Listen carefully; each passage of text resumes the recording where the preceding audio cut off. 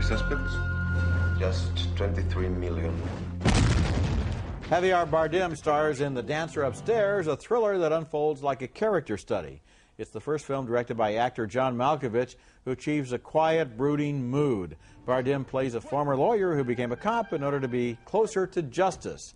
Now his South American country is suffering terrorist attacks by a group that makes no demands and seems almost invisible. Who gave this to you? Who gave this to you?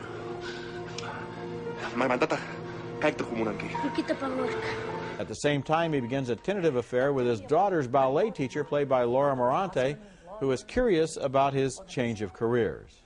Well, yes, I'm a father and a husband, but I'm no longer a lawyer. What do you do now? I'm trying to find a more honest way of practicing the law. The Dancer Upstairs is not about terrorism so much as about the climate that terrorism creates. As paranoia spreads and police powers increase, a small terrorist group can use the power of the government against itself, as the cop discovers when the military enters his investigation.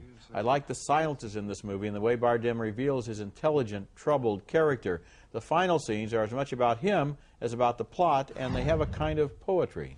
Yeah, it's a terrific film. I thought Bardem gives just an absolutely wonderful performance, and he is a smart guy, yet sometimes when things are right in front of him, he's not aware of things because he gets clouded and blinded by his own passions, his own conflicts. With, he's got problems with his wife at home, and this beautiful woman enters his life. So I think it works as a romance.